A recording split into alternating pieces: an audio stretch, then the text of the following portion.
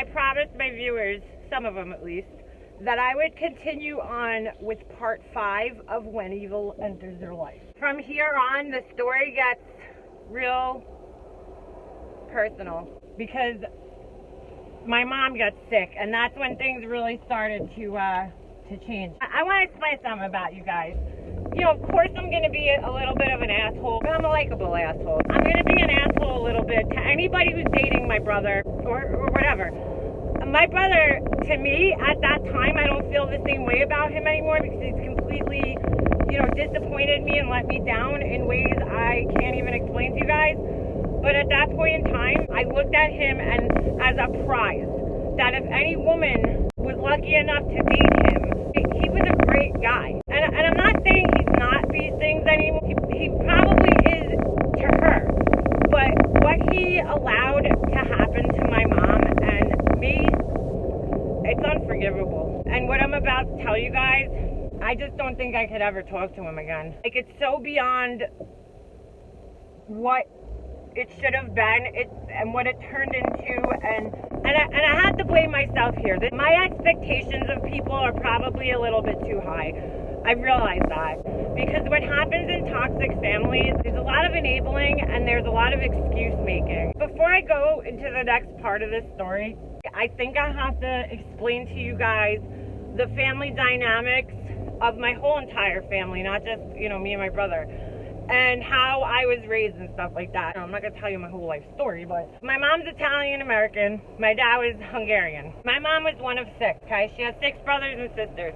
They grew up in the projects in Brooklyn, hence my accent. I didn't grow up in Brooklyn. I grew up out on Long Island. But my mom was one of 6, so she has 6 brothers and sisters. And when there's a lot of people in the family, they end up kind of like competing with one another. My grandfather was an alcoholic. He was a loving guy, but he was kind of controlling and shit like that. And I think that my family, most of my aunts and uncles were like always seeking his approval. It was like this competition for my grandfather to see who could get his love, I guess. He was like the patriarch of the family. When my grandfather died, it changed everything. It changed all, like, the dynamic a little bit, because now his role as a patriarch had to be filled somewhat, There had to be like some type of leader, kind of like the mafia. My mom's the 3rd oldest, okay? So she's like middle child, and she definitely had some middle child syndrome going on. The oldest is her brother, is a brother, and then it's her sister, and then it's her, another sister, another brother, and another sister. I know this is confusing.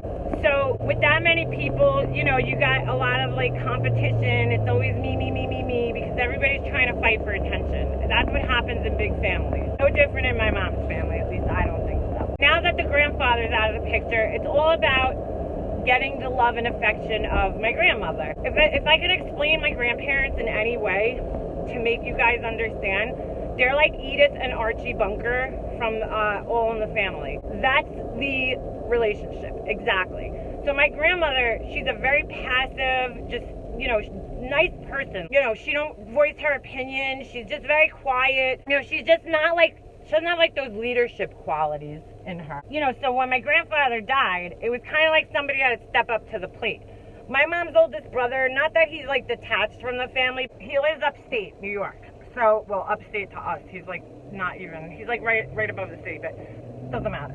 All my mom's sisters, they all live here on Long Island. They all live in the same town, except us. My parents moved a little bit further out east. And my mom's oldest sister kind of like took on the role as like the leader of the family, I guess you could say. I always call her the godmother because she thinks she is. She takes care of my grandmother. She's the caretaker. Her and her husband, they're always doing everybody favors. They'll come help you. They'll do anything for you. If you need help moving something or whatever, they'll be there and they'll help you. I was very close to her back in the day. Things changed as time went on because something happened in my family, which I'm not going to get into the details because I really don't feel like it's not really my story to tell, but I will tell you guys this. Something happened in my family that was like really serious between 2 of my cousins. I was always like the one who picked up all the little cousins. I would bring them out, I'd bring to the mall, I'd do things. Because like when I was younger, I wished I had somebody like that. Like an older person to kind of look up to. That's not your parent, you know? It's an age gap. I have 12 cousins. So there's like 5 of us that are older, and then there was like a 8-year gap between like the next crop of kids, and there's about 8 or 5, I don't know, I'm bad at math, 7 of them. There's, you know, well, the younger ones. You know, so when I was a little younger and single and shit, and they were kids, and I was able to drive, I would go out there, I would pick them up, I'd hang out with them, you know, I was babysitting them, like, all my aunts and uncles used to ask if I could house sit, babysit, dog sit, whatever the fuck, everything. And I was so happy to do it. And I loved hanging out with my little cousins, man. They were fucking such pissers. I still love them. I still love all my cousins. So I would bring them out, you know, and we would do things or whatever. One of my little cousins came to me and she told me this thing that happened. I was 24 at the time. I didn't really know what to do with the information. It was like kind of like, I knew it was serious, but I really didn't know what to do. I went to my oldest cousin. She didn't know what to do. I went to my brother. He didn't know what to do. And then so I finally ended up talking to my mom about it. She was on the phone with my other aunt, one of her other sisters. You know, we all decided that it would just be, the way we went about it maybe was wrong. At the time, it made sense because, you know, I was worried about people getting hurt and things like to that nature. We tried as a family, and maybe we were wrong, to take care of this thing because it was really, really, really serious, you know? And before then, dude, I loved my family. Like, I remember my friends when I was younger, they were like, oh, I gotta go to a family party. I never felt like that. My whole life I used to be like, yes, family party, because like it was fucking cool, dude. My aunts and uncles, and you know, they all used to drink and we'd have a good time. There'd be music blasting, and it was fun. It was like, it was a good time, you know. I used to really, really enjoy being around my family. I never dreaded family parties. But after this incident happened, I started to, because I couldn't believe how my family treated this girl who was, you know, victimized. Like, I just didn't get it. Her mother was an in-law, so they treated her mother like shit. The way things turned out in that situation, like, it just blew my mind. I didn't understand how my family was supporting this person who did something completely horrible. It was so fucked up. Specifically, I would say one of my mom's sisters, one of her younger sisters, not the youngest, but one of her younger sisters, we'll call her Debbie for shit's sake. She really ran a hate campaign against the victim's mother and got a lot of people to kind of like turn against her. I just found this out recently. Like, they were kind of like spreading like misinformation about like the whole thing. And so like my cousin and her mom and her dad just got completely shut out. It's like they re-victimized the victim. They pushed her out of the family, and it was like she didn't even exist. And it was really fucked up, man. The whole situation, just put it like this, it changed my outlook on my family. I started to really look at people differently. And likewise, they probably started to look at me differently too, because I have a big mouth. I mean, as you guys could see. You know, I'm not scared to say how I feel. If something's fucked up and something's wrong, I'm going to be the person that's going to bring attention to it. And people don't like that. And my family especially, because I feel like there's a lot of people in my family that are very image obsessed, you know? It was just like the whole way this whole thing got handled by my family, I was just like so shocked. What if that was me one day and I'm the one who's, you know, being kicked out of the family because, you know, whatever. If I told you guys the whole entire story, it would make more sense, but I'm not like gonna get into it. At that point in my life, I felt so strongly about how my cousin was treated, but at the same time, I like was so scared of the thought of losing my family.